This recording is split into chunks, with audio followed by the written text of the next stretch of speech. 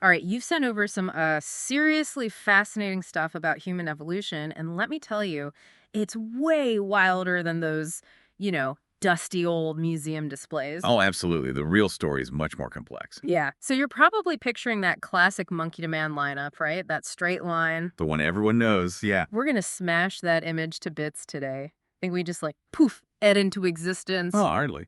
Or think it was just a smooth climb from swinging in trees to scrolling on our It's phones. definitely not smooth. And are we the final, totally perfected version? Well, hold on to your hats because the answer to all of that is a big, resounding NO. That's absolutely right. I mean, based on the decades of research across disciplines that inform the sources you shared, the story of our origins is just so much richer, full of unexpected twists and turns. Totally. Forget the simple stuff. Exactly. Forget the simple explanations. We're about to dive deep into some of the most common misunderstandings about, how we actually got here. Okay, let's do it. And I bet one of the first things popping into your head, it's the picture we've all seen. Did we actually evolve from monkeys? Ah, the big one. Yeah. Like, did some chimp just, I don't know, decide one day to stand up and become our great, great, great, whatever grandparent, lay it on us, monkey to human, direct upgrade? Was it like that? Not so fast. Think of it like this. You wouldn't say you evolved directly from your cousin, would you? No. That'd be weird. Right. You share grandparents. Well, it's basically the same idea with us and modern monkeys, and also the other apes like chimpanzees and bonobos. Mm-mm. We all share common ancestors, way, way back in the evolutionary past. So not from them, with them, from something older. Exactly. We didn't evolve from the monkeys or apes you see alive today. They're our evolutionary peasants, not our ancestors. Okay. So it's more of a family tree branching out way back when, not a direct hand-me-down. Got it. So roughly, when did our particular branch, when did it start growing in its own direction, away from our more furry cousins? Well, our most recent common ancestor with chimpanzees and bonobos, our closest living relatives, probably lived around 6 to 8 million years ago. 6 to 8 million years. Wow. Yeah. And our shared ancestor with, say, old world monkeys goes back even further, maybe Mhm. somewhere around 25 million years ago. 25 million. Okay, that's an immense amount of time for separate evolutionary journeys. Exactly. Each lineage shaped by different environments, different pressures, different opportunities. Okay, millions of years. That's almost impossible to wrap my head around. But hang on, this brings up a huge question. I know you've probably thought about this too. If we share these ancient relatives, why are there still monkeys and apes around? Right. That's a classic question. Didn't they all like level up into us? Or shouldn't they have? That's a brilliant question, actually, and it really gets to the core of how evolution works. It's not a single escalator going only upwards. Not a ladder. Not a ladder. It's much more like a river delta, Mhm. or maybe a big branching bush. Different streams, different branches splitting off. Right. When an ancestral population splits, the different groups can evolve independently. They adapt to their own specific environments. Ah, okay. So the evolutionary success of one branch like ours doesn't mean the other branches have to disappear or stop evolving. Modern monkeys and apes are incredibly successful. They're well adapted in their own right, following their own evolutionary paths. Like different paths leading to different perfectly valid destinations. That totally clicks. And speaking of apes, I remember feeling a bit surprised when I first learned this. Are we technically considered apes ourselves? Like Homo sapiens or apes? It feels a bit, I don't know, primitive. You nailed it. You, me, all of us, we're apes. Scientifically speaking, we belong to the Hominidae family. That's the great apes. So we're in the club with chimps, gorillas. Yep. Chimpanzees, bonobos, gorillas, and orangutans. And genetically, it's crystal clear. Our DNA is nearly 99% identical to that of chimps and bonobos. 99%. Seriously. Seriously. That's actually closer than the relationship between a horse and a zebra. Whoa. Closer than a horse and a zebra. Okay, my brain is still processing that one. All right, so this ancient shared ape ancestor, the one we share with chimps. Hmm. What did it even look like? Was it basically a chimp that just, I don't know, had a really good posture coach? Huh.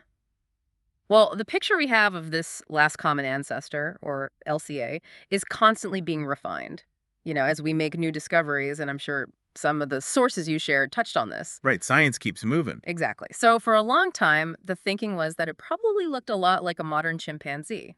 maybe a knuckle walker living in the forest. Okay, makes sense. But then fossils like Ardipithecus ramidus came along, Artie for short, and really shook things up. Artie. Tell me about Artie. Artie lived about 4.4 million years ago, so much closer to that split with chimps. And she showed this fascinating mix of traits adaptations for climbing trees, sure, but also the ability to walk upright on two legs sometimes. Bipedalism starting early then. Sort of, yeah. But what's particularly interesting is that her hand and limb structure suggests she wasn't a knuckle walker like modern chimps or gorillas. No knuckle walking. So, this grandparent of ours might have been a bit of well, a unique mix, not fully like anything we see today. Precisely. Artie suggests that the LCA might have been quite different from any ape alive today. And here's a key insight for you. This is really important. It highlights that the chimpanzee and bonobo lineages have also undergone significant evolutionary changes since we diverged. Ah, so they didn't just stand still either. Exactly. Modern apes aren't just living fossils of our past, they're also the result of millions of years of their own unique evolution. It really challenges that subconscious sort of human-centric view we sometimes have, doesn't it? Wow, that's a total perspective shift. Okay. So ditch the straight line. It's a wild, branching family tree with maybe some unexpected looking ancestors, which leads perfectly to that iconic image again. The ape gradually standing taller and taller until, bam, Homo sapien. The march of progress. Yeah. Was it really that simple and orderly? Like one species politely stepping aside for the next, slightly more upright version? Oh, if only evolution were that neat and tidy. As we've kind of already touched on, that march of progress image is just incredibly misleading. Okay, misleading how? Well, as the sources you provided likely illustrate, evolution is much more like that branching bush we mentioned. Throughout our history, there weren't just one or two hominin species hanging around. There were often multiple lineages coexisting. Wait, multiple, like at the same time? Yeah, sometimes in the very same places at the very same time. Multiple proto-human species hanging out together. That sounds like a sitcom waiting to happen. Give me some examples of this evolutionary party. Okay, well, for instance, various species within the genus Australopithecus, like the famous Lucy, Lucy, everyone knows Lucy. right? Well, her species, Australopithecus afarensis, lived alongside other Australopithecus species, and maybe even alongside early members of our own genus, Homo, like Homo habilis. So different types of early humans were neighbors. Potentially, yes. And much more recently, our own species, Homo sapiens, definitely overlapped for tens of thousands of years with other big-brained hominins like Neanderthals and Denisovans. Neanderthals. Okay, I've heard about that overlap. And get this, the genetic evidence, which I'm sure some of your sources detailed, it clearly shows that we interbred with them. We interbred, like Yeah. actually. Yep. Many people today carry Neanderthal and Denisovan DNA within them as a result. Whoa. Okay, so it wasn't a solo climb to the top at all. It was more like a crowded race, maybe, with lots of different runners, and most of them eventually took a wrong turn or just ran out of steam. That's a much better analogy. Right. Exactly. And this branching pattern really underscores a crucial point about evolution. It's not goal-directed. There's no preset destination of perfect human or anything like that. Right, no target. No target. Natural selection simply favors traits that increase survival and reproduction in a specific environment at a specific time. What's beneficial in one context might be useless or even harmful in another. Can you give an example of that? Like evolution not having a goal? Sure, think about there was this ancient fish relative called Kikitania wake. It seems its ancestors evolved adaptations for walking on land. Okay, standard fish out of water story. But then get this, its later descendants apparently went back to living a more fully aquatic life. Seriously, it went back in the water. Seems like it. Evolution doesn't always follow a straight path forward, or what we perceive as forward.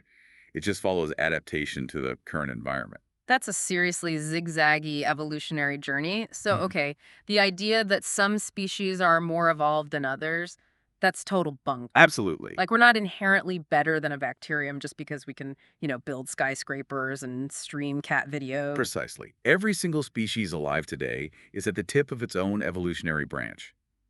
Each branch has been evolving for the same vast amount of time, billions of years since the origin of life. So we're all equally evolved, just like, Exactly. A bacterium is perfectly adapted, incredibly evolved for its environment, just as we are, arguably for ours.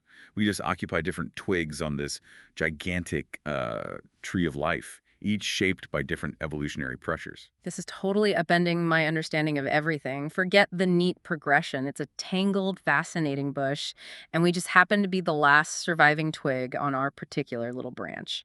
Okay, shifting gears a bit. Go for it. Because I know this is something that probably crosses your mind too.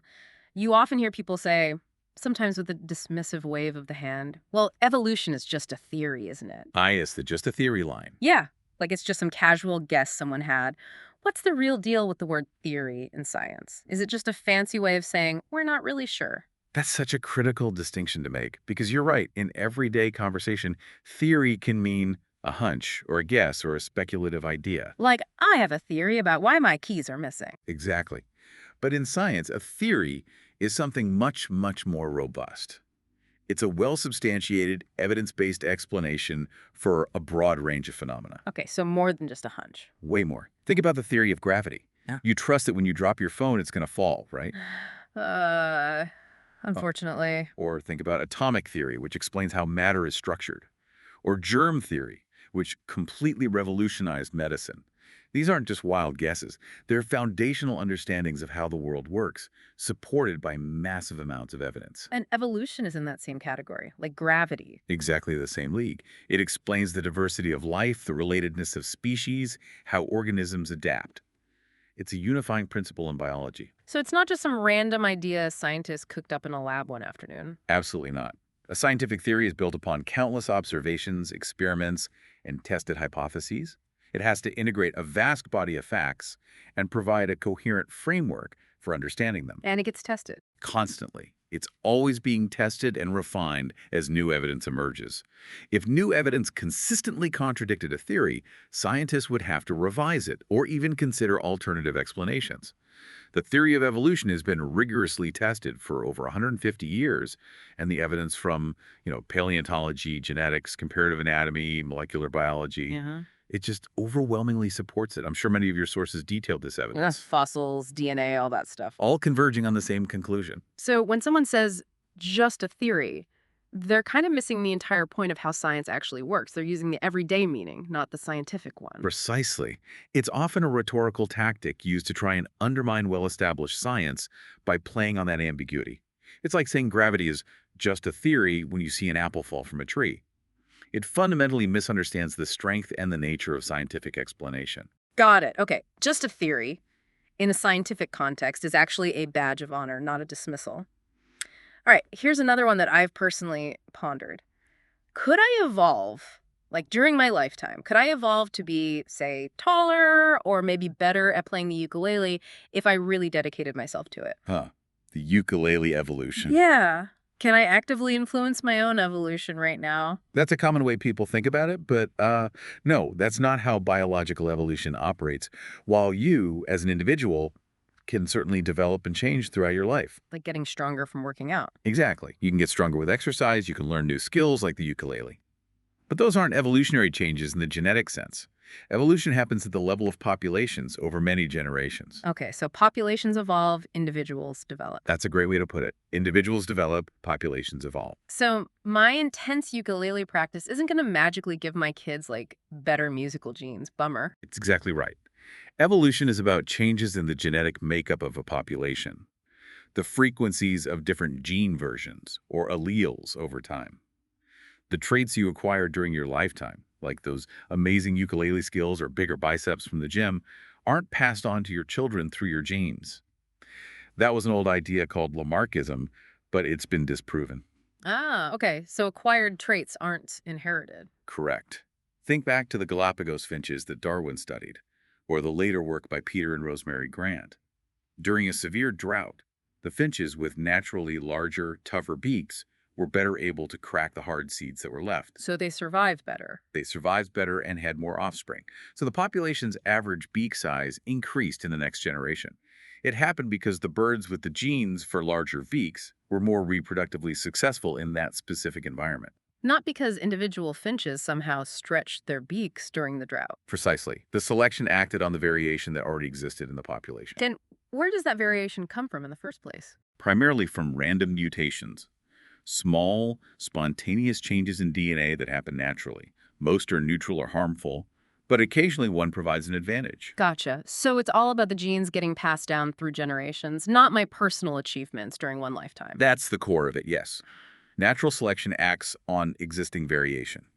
There are other mechanisms too, like genetic drift, which is basically random chance affecting which genes get passed on, especially in small populations, and gene flow, which is genes moving between populations through migration. But none of them involve individuals evolving acquired traits. Okay, okay. No instant personal evolution on demand. Got it. Now let's tackle a big one for our modern world, a really modern question. Right? With all our amazing technology, incredible medical breakthroughs, sanitation, agriculture, have we basically won? Like, have we outsmarted evolution? Are humans done evolving now? Have we reached the finish line? That's a really fascinating question, a very sort of human-centric way to look at it. Yeah. But the answer, based on all the evidence, is a resounding no. No. We're still evolving, even with hospitals and stuff. Absolutely. Yeah. Humans are definitely still evolving. While yes, our culture, our technology, our medicine have dramatically changed the selective pressures we face, Right, like surviving childhood diseases is way easier now. for sure. But these things haven't eliminated selective pressures entirely. As long as there's heritable genetic variation in our population, differences in our genes that can be passed down, and as long as those variations influence, even slightly, who survives and how many children they have, evolution will continue. Huh. So even with things like vaccines and C-sections and advanced agriculture, the evolutionary wheels are still turning for us somehow. Absolutely. The selective landscape has changed, for sure, but it hasn't disappeared. New pressures have emerged, or old ones have changed shape. Like what kind of new pressures? Well, think about resistance to infectious diseases. Even with medicine, diseases still exert pressure, especially in densely populated areas. Genes that offer even a slight advantage against common or emerging illnesses can become more prevalent over time. Okay, disease resistance. Makes sense. Our diets have also changed drastically and relatively recently in evolutionary terms. That could be driving adaptations in our metabolism, how we process sugars or fats, for example. Even things like environmental pollutants could potentially act as selective pressures over the long term. Wow. Can you give me some concrete real world examples of this ongoing human evolution? Stuff that might even be reflected in some of the sources you've read. It's kind of hard to picture it happening right now. Sure, there are some great examples. Take lactose tolerance, the ability to digest milk sugar as adults. Right. Not everyone can do that. Exactly. In most mammals, including early humans, the gene for digesting lactose switches off after infancy. But in populations that domesticated cattle and relied heavily on milk, mutations allowing adults to digest lactose provided a significant nutritional advantage. So those genes spread. They spread rapidly in those populations, Northern European, some African pastoralists. Yeah. That's relatively recent evolution within the last 10,000 years or so. Wow. Okay. What else? Or look at populations living at high altitudes in Tibet, the Andes, Ethiopia. They've independently evolved different genetic adaptations to cope with low oxygen levels, different genes, different pathways, but same result, better survival at high altitude. That's amazing. Different solutions to the same problem. Yep. And of course, resistance to specific diseases like malaria has strongly shaped the genetic makeup of populations in affected regions, like the prevalence of the sickle cell trait, which offers protection against malaria when you inherit one copy. Right. The sickle cell example is classic. Even our ability to digest starch more efficiently. Genes related to amylase production in saliva might be linked to the increased starch in our diets after the development of agriculture. These are all examples of relatively recent evolutionary changes driven by environmental and, importantly, cultural shifts. Wow. That's pretty recent stuff in evolutionary terms. It really hits home. So we're not just the end product. We're still very much a work in progress. Not the end product at all. And, it's important to remember that we see incredibly rapid evolution in other species because of human activities all the time. Like what? Think about antibiotic-resistant bacteria or pesticide-resistant insects. Our actions create strong selective pressures, and evolution responds, sometimes very quickly. So we're like a force of nature ourselves now, driving evolution. In a very real sense, yes. Yeah. Human culture, our technology, our agriculture, our medicine, even our social structures has become a dominant force, shaping not only the environment, but also our own ongoing biological journey. That's a seriously mind-bending thought for you to consider. We're not just products of evolution, our actions are now actively influencing its course for ourselves and everything else. Exactly. Our technology, our social structures, our medical advancements, they all create new kinds of environments and new selective pressures. These are actively shaping the future of our species in ways we're only beginning to understand. Okay, wow. This deep dive into the material you shared has been absolutely incredible, seriously eye-opening. So just to quickly recap and really nail these myths shut in your mind. Number one, we didn't evolve from modern monkeys. We share ancient ancestors. We're cousins. Check.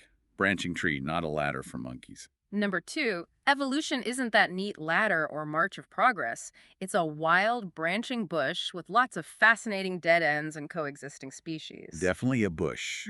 Messy, complex, and fascinating. Three, just a theory, and science means it's backed by mountains of evidence like gravity or germ theory. It's a powerful explanation, not a guess. Right. Scientific theory equals robust, evidence-based explanation. Four, individuals don't evolve during their lifetime. Populations do over generations through genetic changes. No ukulele evolution for me. Sadly, no ukulele evolution for individuals. Populations evolve. And five, despite our fancy gadgets and medicine, humans are still very much a work in progress, evolutionarily speaking. We haven't won or stopped evolving. Absolute. Still evolving. The pressures have changed, but evolution continues. You've got it.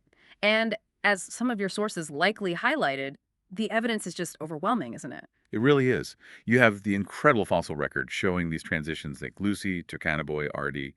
Then there's the genetic evidence showing our close relationship to other apes down to tiny details like, well, like the fusion of two chromosomes that happened in our lineage after we split from chimps, or broken genes like GULO for making vitamin C that we share with other primates. Broken genes, that's evidence. Yeah, pseudogenes. They're like genetic fossils showing shared ancestry.